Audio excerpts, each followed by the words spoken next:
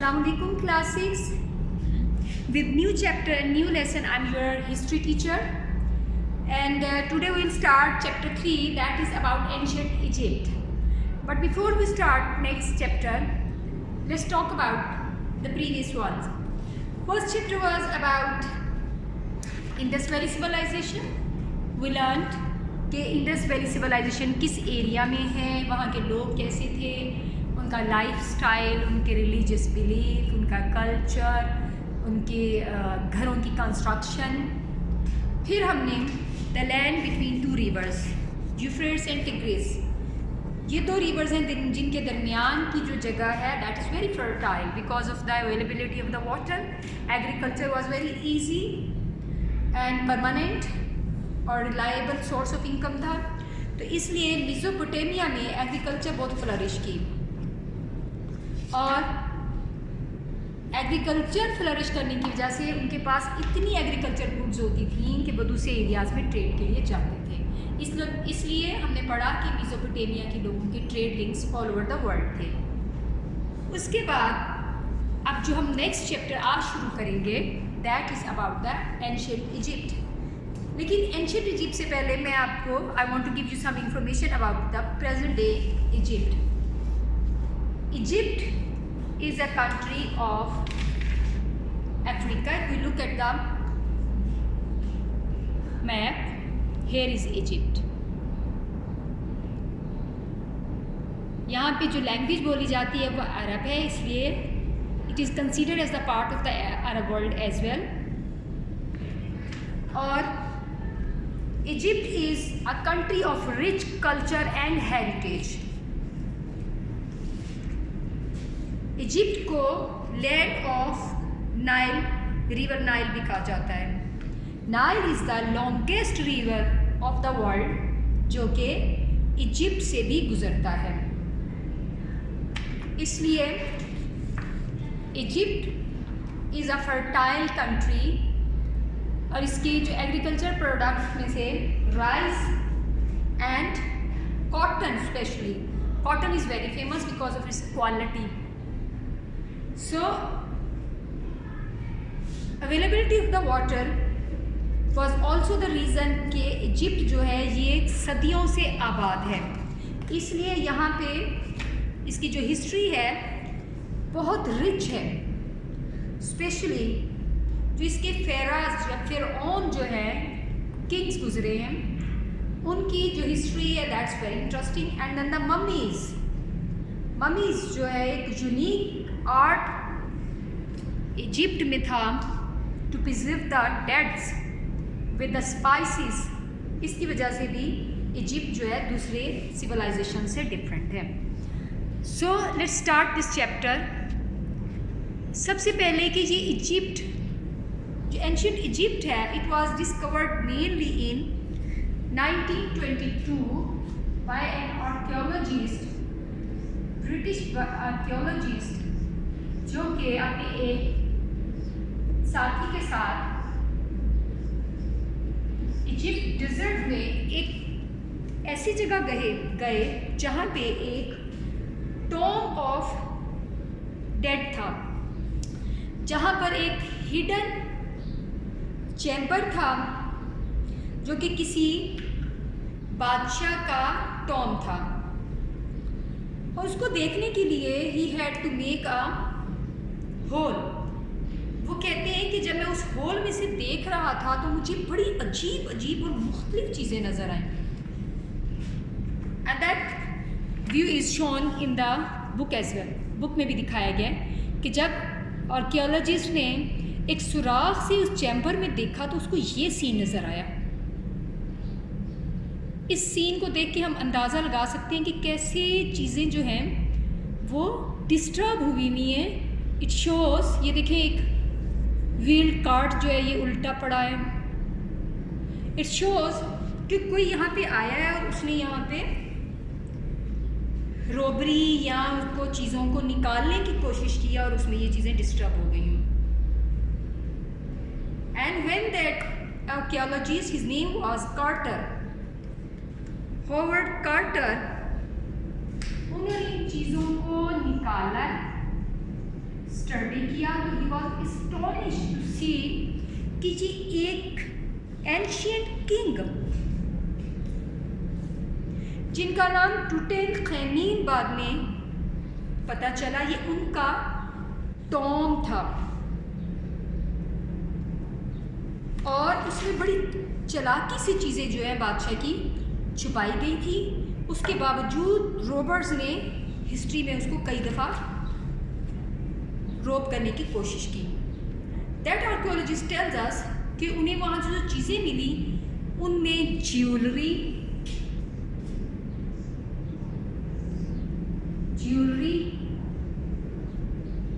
Pots, wheeled carts,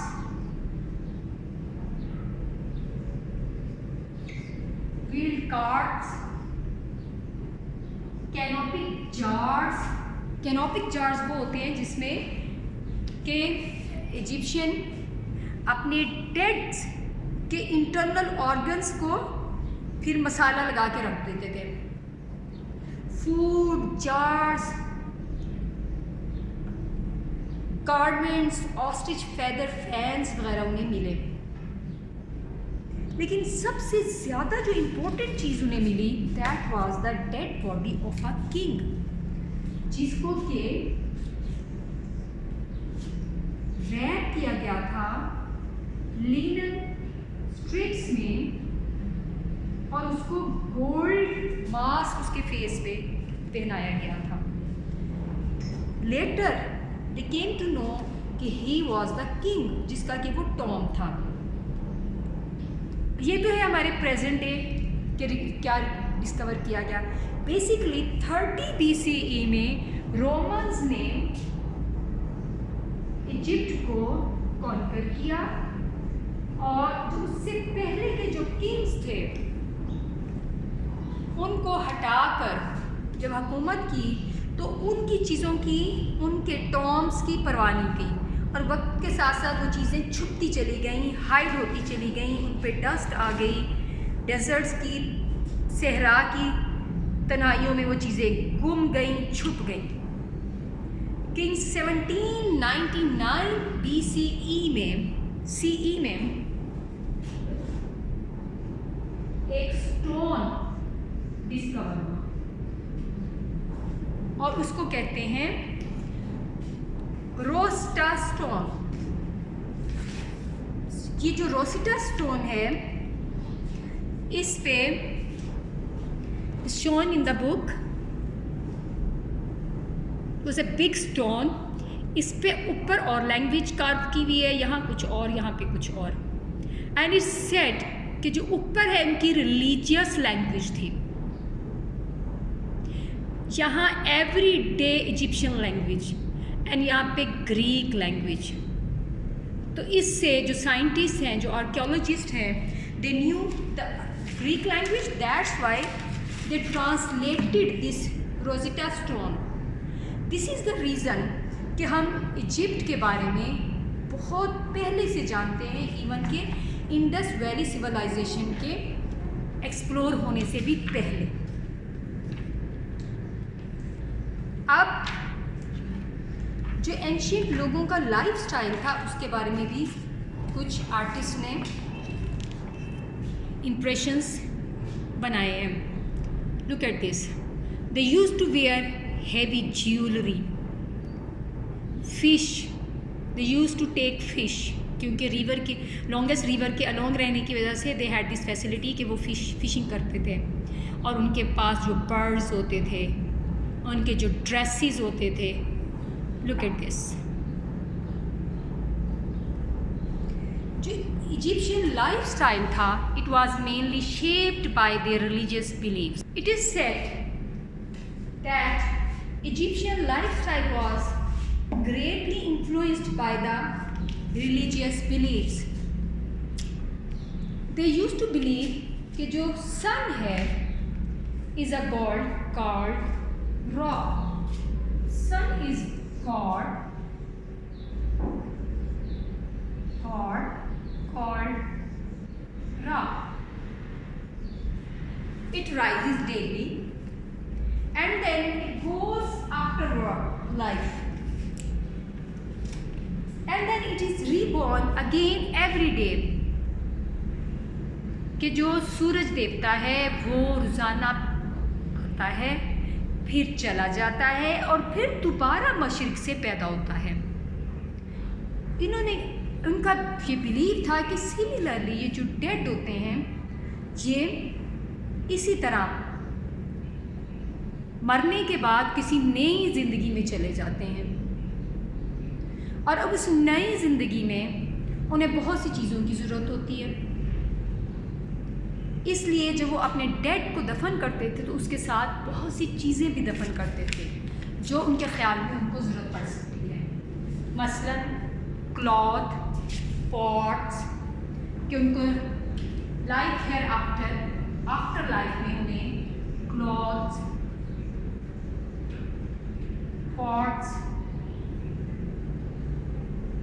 pots, खाने पीने के लिए बर्तनों की, पहनने के लिए कपड़ों की ज़रूरत पड़ आ सकती है और लोगों की चीज़ें वो डेड के साथ दफन करते थे अकॉर्डिंग टू द स्टेटस।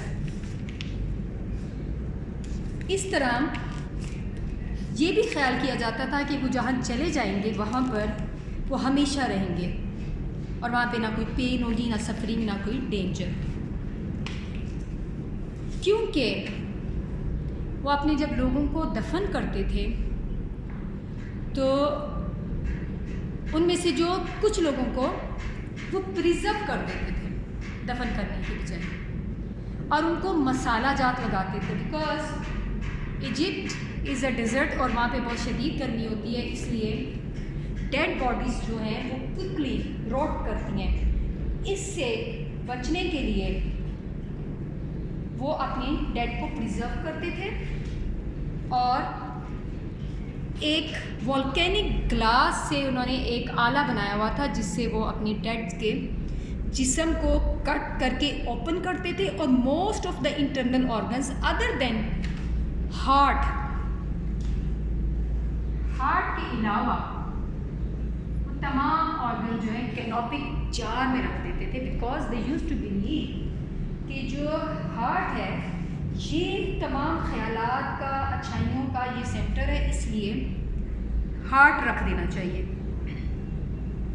और इसी से हम दिल है जिससे हम सीखते हैं, नॉलेज गेन करते हैं, इसलिए भी वो उसमें हार्ट को रख देते थे। और ये जो डेड बॉडी को मसाले लगा के ड्राई करते थे तो उसको that was called as mummy.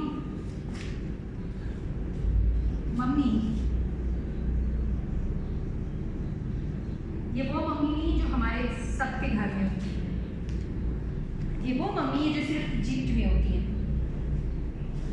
और इन मम्मीज़ को मसाला लगे कपड़ों से, स्ट्रिप से रैप किया जाता था।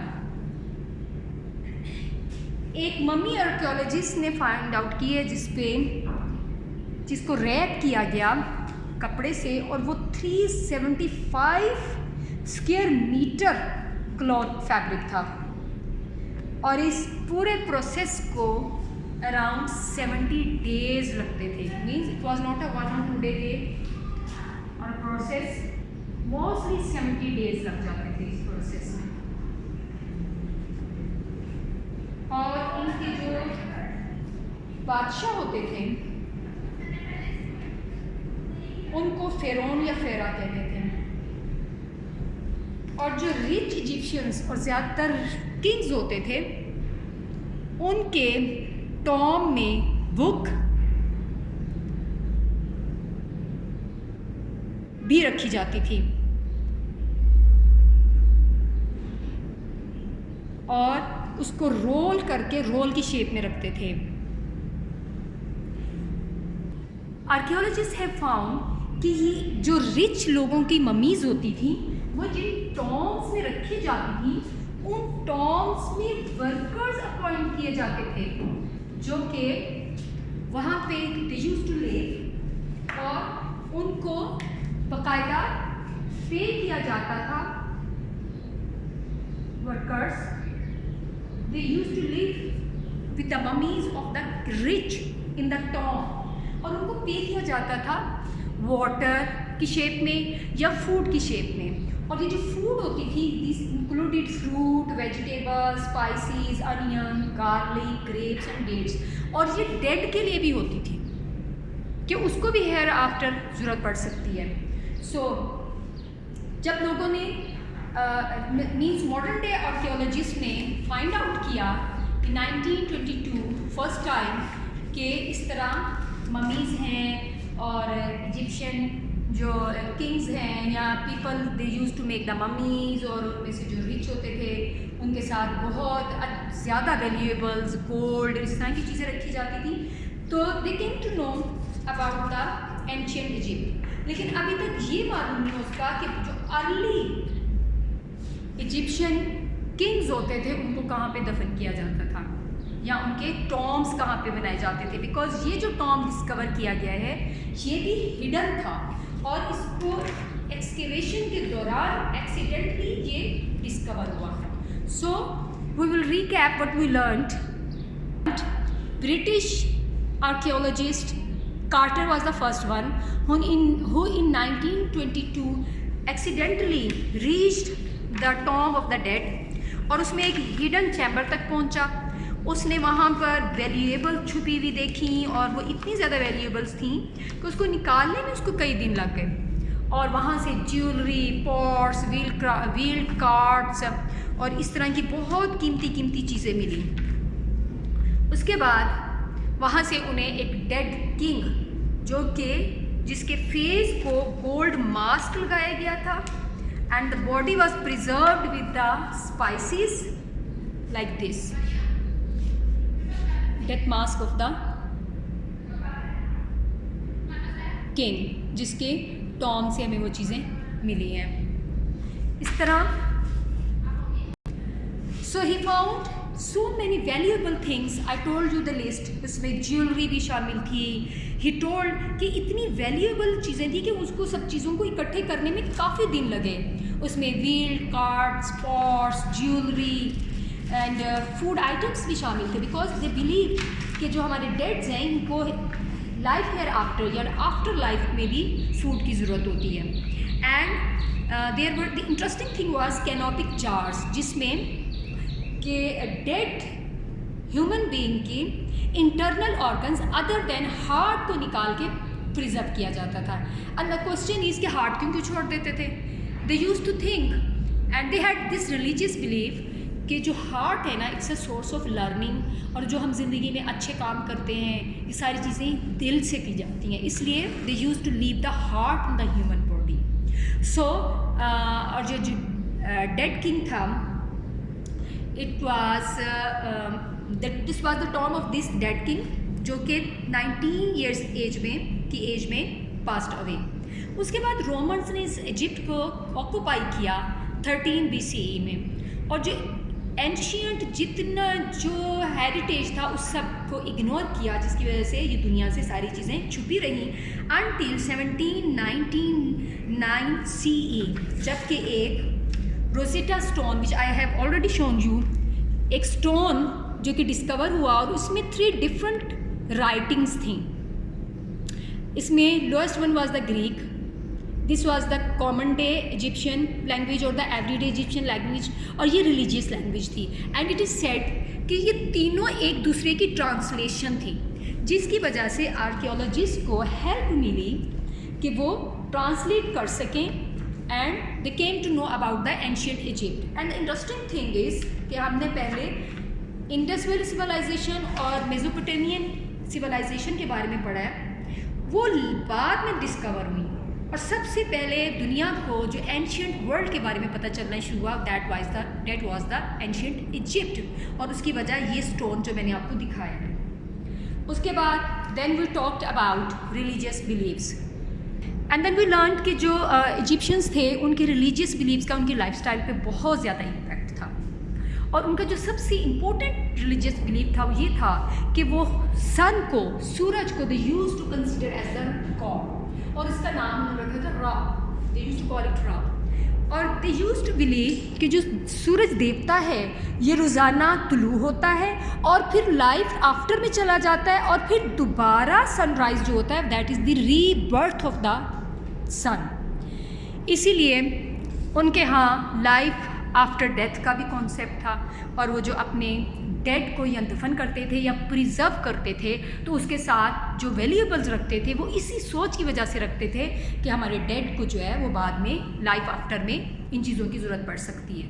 और वो जो अपने डेड्स को प्रिजर्व करते थे स्पाइसेस लगा के, प्रिजर्व करने के बाद उसको मम्मी कहा जाता है, और इस प्रोसीजर को 70 डेज़ लग जाते थे, बिकॉज इजिप्ट की जो गर्मी है उसमें डेड बॉडी जल्दी रॉट करना शुरू हो जाती, जल्दी गलना सड़ना शुरू हो जाती, इसलिए वो इसको स्पाइसेस लगाते थे। So this was all about the ancient Egypt. I hope you enjoyed and learned the video. If you have still any question, you can contact me and ask the question. Thank you so much for watching video. Allah Hafiz.